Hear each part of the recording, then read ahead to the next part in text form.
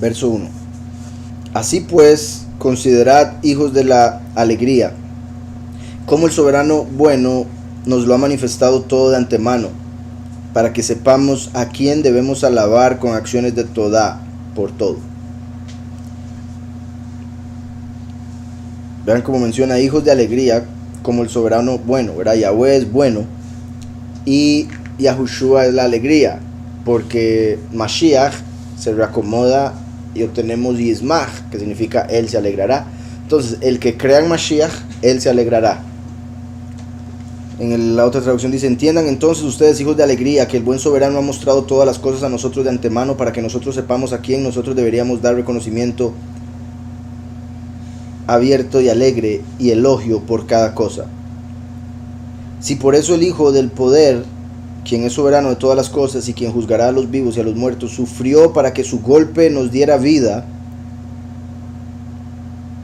déjanos creer que el Hijo del poder no podría haber sufrido excepto por nuestras causas.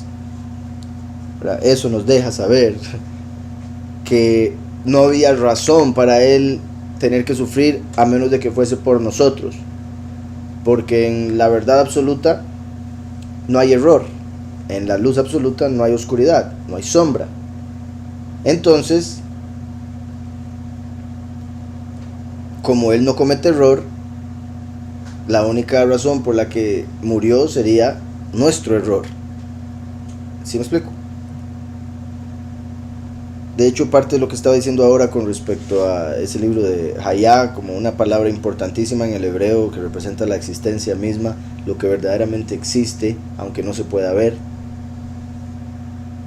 y es lo que se podría decir verdaderamente existe. Cualquier otra existencia está ligada a él y es por él, por ende la existencia de cualquier otra cosa es dependiente de él, que causa existencia. Entonces, de ahí se entendía completamente que Yahweh no puede mentir. No es que no miente, es que no puede, porque es completamente lo contrario a la verdad, a la luz, al poder, etcétera, etcétera. Así pues, considerad, hijos de la alegría, como el soberano bueno nos lo ha manifestado todo de antemano, para que sepamos a quién debemos alabar con acciones de toda por todo. Ahora bien, si el Hijo de Yahweh, soberano que es y que ha de juzgar a los vivos y a los muertos, padeció para que su herida nos vivificara a nosotros, creamos que el Hijo de Yahweh no podía sufrir sino por causa nuestra. No hay razón por la que él tuviese que sufrir. No tiene ninguna lógica. La única lógica es que sufriera por nosotros. Es más, clavado ya en el madero, fue abrevado con vinagre y hiel. Escuchad cómo de antemano mostraron este pormenor los Kohanim del templo. Como está escrito el precepto: el que no ayunare el ayuno sea exterminado con muerte. La razón de mandarlo el soberano fue porque él había de ofrecer en sacrificio por nuestros pecados el vaso de la Ruach y cumplir a la par la figura de Yitzhak ofrecido sobre el altar. Se fue el verso 3, lo leo de esta otra. Dice: más aún, cuando estaba fijado al madero, él le había dado a beber vinagre y bilis. O sea, Yahweh permitió e hizo que le terminaran dando vinagre y bilis. Dice: escuchen a cómo los Kohanim de la gente dieron indicaciones previas de esto. Cuando fue escrito su mandamiento, Yahweh mandó que quien quiera que no guardara el ayuno se matase. El que no ayuna. Vean qué particular que estamos hablando de ayuno, ¿verdad? Y Yahweh no manda ayuno para Pesaj. Entonces como que de repente se pasa a Yom Kippur, que es donde van a morir los dos testigos. Y qué curioso que está hablando de ayuno ahorita, cuando ahora es que hay que hacerlo. Porque si no lo matan. Que se mate. Dice: escuchen a cómo los Kohanim de la gente dieron indicaciones previas de esto. Cuando fue escrito su mandamiento, Yahweh mandó que quien quiera que no guardara el ayuno se matase, porque él también, él mismo, iba a ofrecer la vasija de la Ruach en ofrenda de inmolación por nuestros errores, para que el patrón establecido en Yitzhak, cuando él fue ofrecido sobre el altar, sea completamente cumplido. Como sabemos, Yahushua es el Cordero del cual habló Abraham cuando Yitzhak le preguntó dónde está el sacrificio, y Abraham le dijo: Yahweh proveerá un cordero para sí mismo. Yahweh yireh lo hazeh. Una de las partes del entonces, Yahweh proveerá para sí mismo un cordero. Ese cordero es Yahushua. Ahí dio un carnero en el tiempo de Yitzhak, pero eso muestra que lo que sucedió con Yitzhak, al estar dispuesto a ofrecerlo a Abraham, era para representar que Yahweh estaba dispuesto a ofrecer a su hijo por los descendientes de Abraham, que estuvo dispuesto a ofrecer su hijo por él. ¿Sí explico?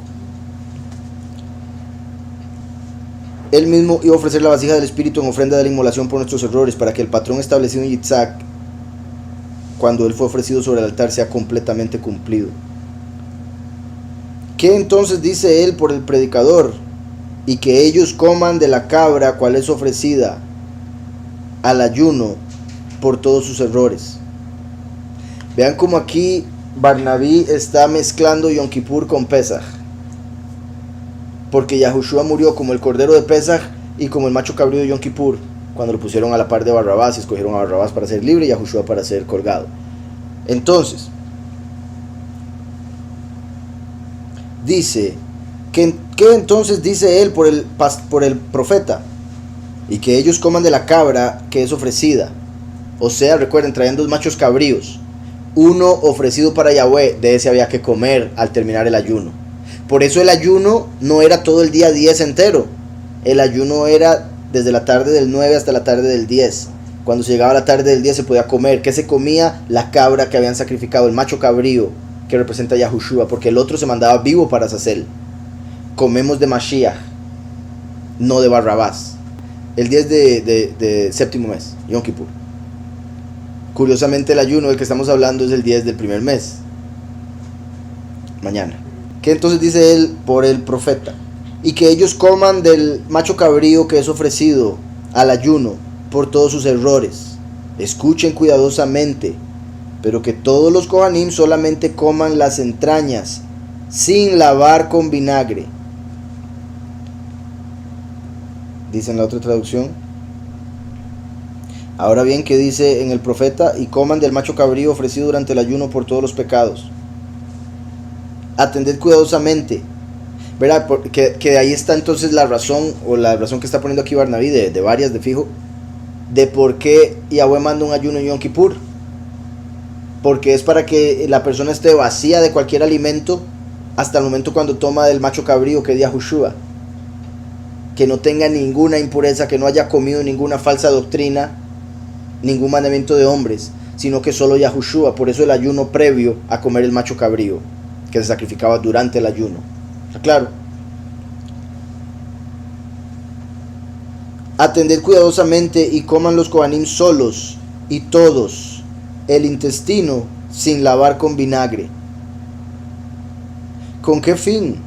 Pues vosotros sois los que me habéis de abrevar un día con hiel mezclado de vinagre, a mí, que he de ofrecer mi carne por los pecados de mi pueblo nuevo. De mi pueblo nuevo, ¿verdad? Esa obviamente sería la respuesta que Barnabí está poniendo por la Ruach para esos sacerdotes que le dieron vinagre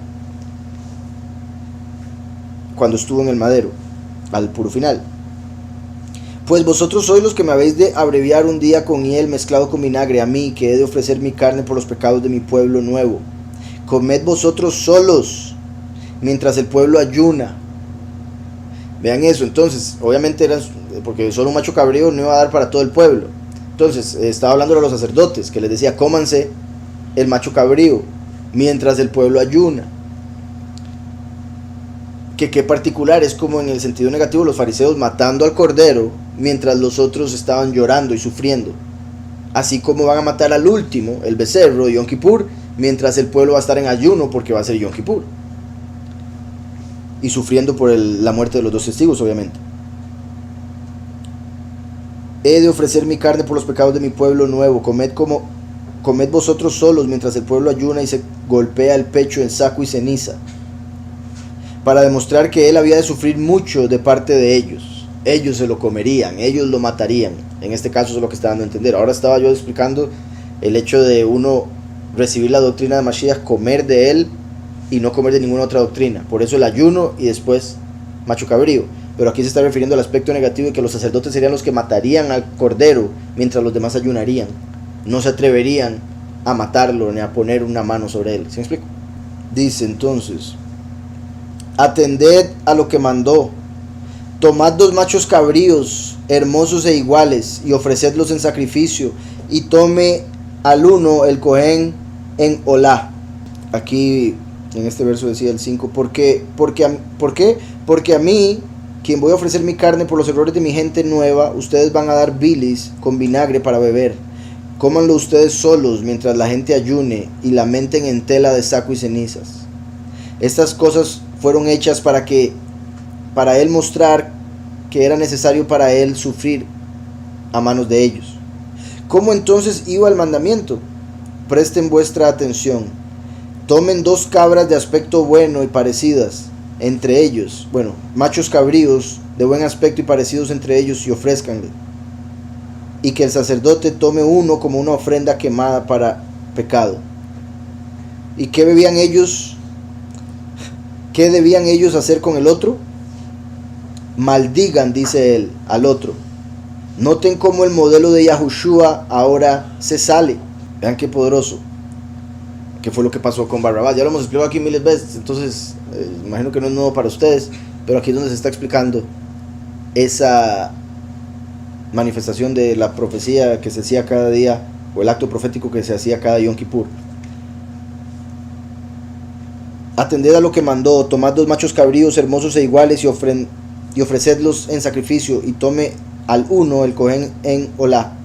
¿Y qué harán del otro? Maldito, dice la escritura, es el otro. Atended cómo se manifiesta aquí la figura de Yahushua, ¿verdad? Los 2 machos cabríos, Yahushua y Barrabás. Barrabás significa hijo del padre, mostrando que Yahushua es el hijo del verdadero padre. Barrabás de algún padre, en sí de Satán.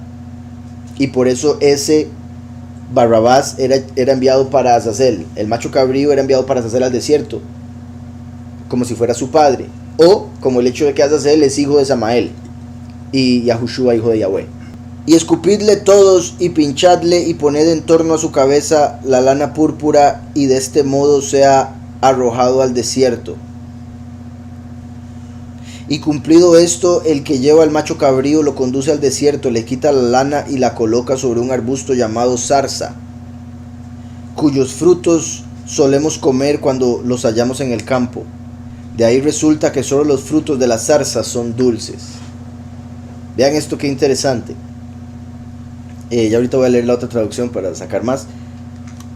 Recuerden que a Yahushua fue el que escupieron y le hicieron todo el daño y lo cubrieron de un manto púrpura para burlarse de él como rey, ¿verdad? Pusieron espinos sobre su cabeza como las espinas de la zarza. Y Yahweh se manifestó en una zarza al inicio, con un fuego que la cubría pero no la consumía, como la lana púrpura que ponían sobre el arbusto. Y a Yahushua, a quien mataron pero no lograron consumir, para limpiar el pecado, los espinos, y traer el reino púrpura. Poned en torno a su cabeza la lana púrpura, y de este modo sea arrojado al desierto. Obviamente ahí está hablando de Azazel, pero a Barrabás lo dejaron libre, no lo pusieron púrpura, no le golpearon nada. Entonces, sí, se cree que era un arbusto de moras, el arbusto donde se manifestó Yahweh. Dice: y escupidle todos y pinchadle, y poned en torno a su cabeza la lana púrpura, y de este modo sea arrojado al desierto. Y cumplido esto, el que lleva el macho cabrío lo conduce al desierto, le quita la lana y la coloca sobre un arbusto llamado zarza, cuyos frutos solemos comer cuando los hallamos en el campo. Qué curioso eso, porque, bueno, esto es algo que me parece curioso, pero en español. Mora se escribiría como se escribe moré en hebreo, que significa maestro, el que instruye, el que da y hará la instrucción, o Torah, ¿verdad? Entonces, qué particular que Yahweh se manifestó en un arbusto de instrucción. Dice: un arbusto llamado zarza, cuyos frutos solemos comer cuando los hallamos en el campo. Y el hecho de que de un arbusto que es espinoso, que puede causar daño si uno no tiene cuidado, sale dulzura, como del sufrimiento de Mashiach, que fue espinado, salió la dulzura de la vida eterna, el gozo, la alegría, Yismach. de simjá. Dice, le quita la lana, la coloca sobre un arbusto llamado zarza, cuyos frutos solemos comer cuando los hallamos en el campo. De ahí resulta que solo los frutos de la zarza son dulces. Decía aquí en esta otra traducción, y todos ustedes le escupirán encima de él y lo traspasarán y coronarán su cabeza con lana escarlatina, y así que sea echada al desierto. Recuerdan que el macho cabrío, ¿verdad? En uno pusieron púrpura, en el otro escarlata. Normalmente lo que más se usa, o sea, lo que más se menciona es escarlata, porque era el rojo que también representa realeza por si algo, pero el rojo que también representa el pecado. Entonces le ponían escarlata al macho cabrío para Azazel, un cordón que después le soltaban y se convertía en blanco. Se volvía blanco el cordón escarlata para representar que Yahweh había perdonado los pecados. Dice, y coronarán su cabeza con lana escarlata, y así que sea echada al desierto. Y cuando todo esto ha sido hecho, el que carga la cabra lo trae al desierto y le quita la lana y lo pone sobre una zarza que se llama raxia. Dice probablemente frambuesa, o como decía, mora, ¿verdad? Del cual nosotros somos acostumbrados de comer frutas cuando nosotros nos encontramos en el campo. De esta clase de espinos solo las frutas son dulces. Dice, ¿por qué entonces otra vez es esto? Den buen oído. Uno está sobre el altar y el otro se maldice, y más aún, ¿verdad? Los dos machos cabríos, uno sobre el altar para ser sacrificado y el otro es maldito. Por eso dice la escritura en Enoc que todo pecado es puesto sobre Azazel, o sea, la culpa de todo pecado se la lleva Azazel. El perdón de todo pecado nos lo da Yahushua, por eso tuvo que llevar el pecado al madero. Y más aún, ¿por qué aquel se maldice?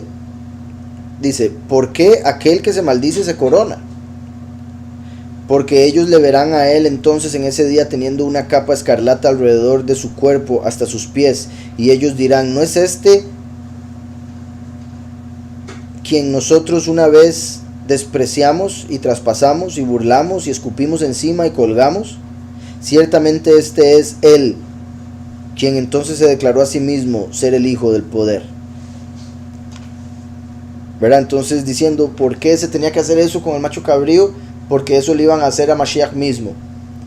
Y qué particular, porque como dice, era el macho cabrío que se llevaba para soltarlo, pero ellos lo mataron, y al que mataron fue al que le hicieron todo esto, que sería como ellos agarrando todo al revés del padre, en el sentido de decir, no, este lo vamos a matar porque este es el malo, entonces le vamos a poner escarlata, esto y esto y esto, sin darse cuenta que aquel que vieron como el malo, y por eso decían que estaba endemoniado, que tenía Belcebú, en realidad era el verdadero Hijo del Todopoderoso. Y a Barrabás, que lo dejaron libre como si fuera bueno, era un criminal y era el verdadero hijo de Satán, en cierto aspecto, obviamente. Le verán a él entonces en ese día teniendo una capa escarlata, que también se puede decir, ¿verdad? En el juicio final, cuando ya se manifieste Yahweh y a través de Mashiach, en ese momento todo el mundo lo verá con escarlata, porque va a estar vestido de rey. De hecho, esto confirma lo que venimos hablando del último, porque en Apocalipsis 19 viene vestido de escarlata, y le dice, ¿por qué es rojo, escarlata tu vestido? Y dice, porque pisé el lagar de la ira y nadie había conmigo, etcétera, etcétera. Bueno, eso lo estoy mezclando con Isaías 65.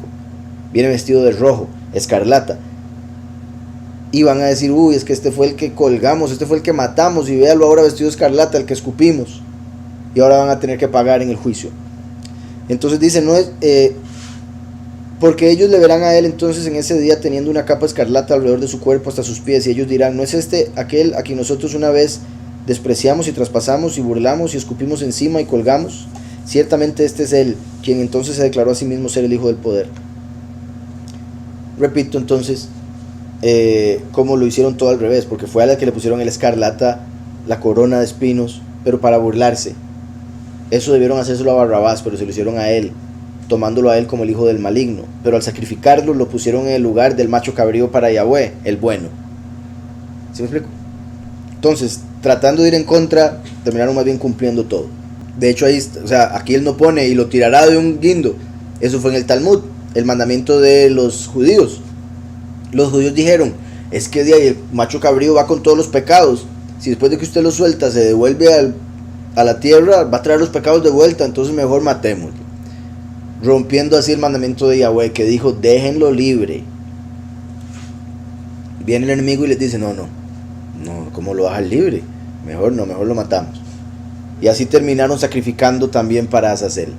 Sí, o sea, bueno, como ya he dicho, él dijo, perdónalos porque no saben lo que hacen. Cuando ellos se dieron cuenta que Yahushua había resucitado, ahí tuvieron la oportunidad de ser perdonados, pero no la pidieron, no se arrepintieron, entonces no se les perdonó. Pero sí, como he dicho, Yahushua paga por los pecados inconscientes, por eso él dice, perdónalos porque no saben lo que hacen. No saben lo que hacen, es inconsciente el pecado, perdónalos. Por eso Yahushua pagó por el pecado inconsciente. Ahora viene el último y paga por el pecado consciente. Eso no quiere decir que te voy a matar conscientemente y me perdona después. No, sino la persona que cuando pecó sabía lo que estaba haciendo, de alguna manera u otra, que estaba mal, y lo hizo.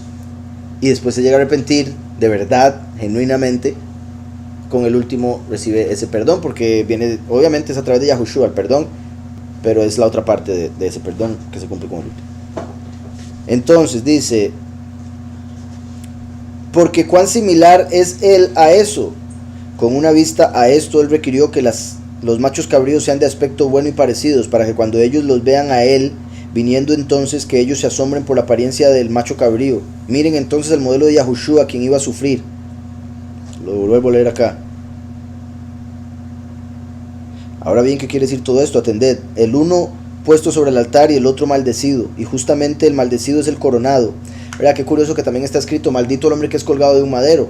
Maldijeron a Yahushua y le pusieron la corona. Él se hizo maldición para darnos bendición.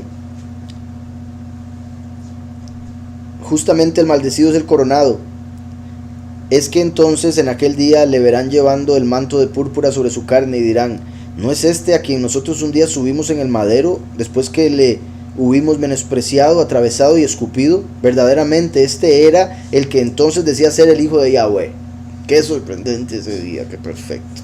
Y cómo han hecho al falso Mesías y creen que es lo mismo, por esos dos machos cabríos que se veían idénticos. Ahora, no estoy diciendo que Yahushua se vea físicamente idéntico al Jesús que han hecho, sino que ellos dicen que es el mismo, el de la escritura y el que ellos tienen ahí guindado. Porque nuestra fe es nuestra vista, para ellos es la de los ojos y por eso necesitan el ídolo. Dice, porque como semejante a aquel, para esto dijo ser los machos cabríos semejantes, hermosos iguales, para que cuando le vean venir entonces se espanten de la semejanza del macho cabrío. En conclusión, ahí tienes al macho cabrío, figura de Yahushua, que tenía que sufrir. ¿Y por qué motivo pone la lana en medio de las espinas? He aquí otra figura de Yahushua, puesta para la congregación, porque el que quiere coger la lana púrpura no tiene otro remedio que sufrir mucho por lo terrible que son las espinas, y tras la tribulación apoderarse de ella. Por eso el reino le pertenece a los violentos y solo los violentos lo arrebatan. No les importa espinarse un poco para ganarse la recompensa. Se ponía la lana púrpura en medio de las espinas para que aquel que quisiera agarrar la lana, el reino, supiese que es a través de dolor, a través de sufrimiento, guerra, porque cuesta quitar lana que se enredó en espinos. Muy difícil, lleva trabajo, y mientras lo hace puede que se espine, puede que se resbale en el camino y puede llevarse un golpe, dolerle, consecuencias de pecado. Pero el violento continúa, no se cansa, o se cansa, Yahweh le da más fuerzas, ¿verdad? Para seguir adelante y poder terminar desenredando la lana y vestirse de el mismo Mashiach, el reino. Repito, a través de dolor y trabajo, como sería quitar lana enredada en espinos. ¿Y por qué motivo la lana en medio de las espinas? Hay aquí otra figura de Yahushua puesta para la congregación, porque el que quiere coger la lana púrpura no tiene otro remedio que sufrir mucho por lo terrible que son las espinas, y tras la tribulación apoderarse de ella. La tribulación es parte de la prueba. Así dice el soberano, los que quisieren verme y alcanzar mi reino han de pasar por tribulaciones y sufrimientos antes de apoderarse de mí. Los que quisieren verme y alcanzar mi reino han de pasar por tribulaciones y sufrimientos antes de apoderarse de mí. Por eso mucha gente no quiere, dice, no hombre, ¿para qué yo voy a sufrir? No, mejor aquí más cómodo, sin dolor. Y cuando se dan cuenta están en el fuego. Era como el meme de un perrillo que eso sí, se está quemando todo atrás. Quieren evitar un dolor temporal y se van a ir al dolor eterno, en vez de estar dispuestos a trabajar un poquito y aguantar un poquitito para después tener el descanso eterno, ¿verdad? Como el hombre que roba para tener dinero ya, irse a un hotel y estar una semana, pero después lo agarran y lo meten en la cárcel, a comparación de un hombre que trabaja y trabaja y trabaja un año entero para después irse una semana a disfrutar, ¿verdad? Tristemente en este mundo que solo una semana puede, y eso es mucho. Obviamente me estoy refiriendo a la eternidad. Entonces, ahí termina ese capítulo. A ver, preguntas. Dice aquí: hijos de alegría es como hijos de Yitzhak, Jacob y las 12 tribus, el último de los pocos. Así es.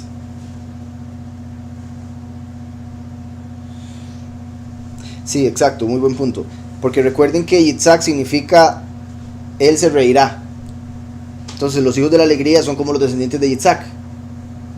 Por eso Yahushua es Mashiach y Ismach, él se alegrará. El que ríe de último ríe mejor. Entonces Yahushua vino para darnos el gozo a través de su muerte y resurrección, como esos hijos de la alegría, como los hijos de Yitzhak. Y después el último viene con los 144,000 como Jacob y las 12 tribus. Dice aquí, eso que dice que coman de las entrañas sin lavar con vinagre, se puede ver para que los pocos coman de Yahushua sin tomar de la misma copa de Yahushua. Muy buen punto, Daniel, están todas. Exacto, muy buen punto, ¿verdad? Vinagre es vino agrio, el vino representa gozo, en lo positivo, en lo negativo representa muerte, perdón, sangre derramada, por ende muerte. Por eso él derramó su sangre y nos dio de su vino para el nuevo pacto. Su muerte hizo el nuevo pacto. Y es agria la muerte, por eso vino agrio o vinagre. Él tomó el vinagre para que los 144,000 no lo tengan que tomar. O sea, no tengan que experimentar lo agrio de la muerte por lo rojo de sus pecados, que fueron purificados como el cordón. Hasta el madero, ajá. O sea, es posible que lo haya tomado porque hayan cumplido todo, ¿verdad? Las 4 copas, pero no se menciona, no se escribe, como para dar a entender que fue el vinagre la última copa, que a ellos sí les tocó, a los apóstoles, y él se los había dicho. De hecho, él dijo, tomen de mi copa, y les pasó la copa a todos, y eso representaba su muerte, porque cuando le preguntaron los dos si podían ser los testigos, les dijo, ¿acaso pueden beber de la misma copa que yo voy a beber? Y de hecho vas a beber, y en Pesaj estaban bebiendo. Dice aquí, curioso que si Barrabás se llamaba Yeshua, es como si eligieran entre Yahushua y Yeshua. Exacto, igual que hoy en día, como escoger entre Yahushua y Jesús o Yahushua y Yeshua. Yeshua es el de los judíos mesiánicos, Jesús es el de los cristianos. Viene siendo lo mismo, como esos dos machos cabríos que se parecían. Ajá, exacto.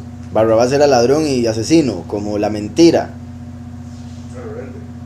Era un rebelde, exacto, como la rebelión misma del maligno. Semana Santa, como la conocen los católicos en las iglesias, le cuelgan un manto de color púrpura a la cruz. Ni se dan cuenta del por qué o qué significa eso. Obviamente lo hacen por lo que dice la escritura, que lo rodearon de un manto, pero no se dan cuenta de lo que representa proféticamente y lo que acabamos de ver aquí en Barnaví. Dice, ¿la cena de Pesaj la puede comer toda la familia? Sí, ¿verdad? Vuelvo y repito, se supone todos deberían conocer a Mashiach. Cuando la tomen, estar pensando en la fe en Mashiach y hacerse uno con Mashiach. Pero sí, o sea, porque se supone que toda la casa debe creer en lo mismo. Como dijo Yahushua, yo y mi casa seremos salvos. Y también la escritura en lo que respecta a lo del cordero, si una familia compraba un cordero y era mucho para solo esa familia, tenían que invitar a algún vecino para que comiera, porque en sí no se puede dejar nada de esa cena para el otro día, no puede quedar nada para la madrugada. No importa que él no crea. O sea, como dije, la idea es que todos estén claros de quién es Yahushua y lo que están haciendo, porque ya no es lo mismo a como se hacía del éxodo, como porque, digamos, en el sentido de, antes de Mashiach era como recordemos el éxodo, entonces si viene alguien nuevo, uno le dice, coma con nosotros, estamos haciendo lo que se hizo aquel día, pero una vez con Yahushua ya es algo de pacto, ya es un pacto, y uno no puede meter a alguien en un pacto sin, o sea, es como decirle a alguien, firme aquí, mira, acabas de firmar un pacto, sería trampa. Entonces hay que informar a la persona, esto es lo que vamos a hacer, esto significa hacer un pacto con el Todopoderoso a través de su Hijo, dar la vida para Él de ahora en adelante, etcétera, etcétera. ¿Está de acuerdo? Bendito Yahweh, comamos juntos, ¿verdad? En ese caso sería, si llega a aceptar a Mashiach. y por ende arrepentirse de todas sus faltas. Se vuelve digno en ese momento, pero si alguien viene en pecado pensando que es digno, se puede enfermar y morir. Por eso, si uno ve que el familiar es un poco pecador, entonces uno dice, mejor el próximo año, ¿te parece?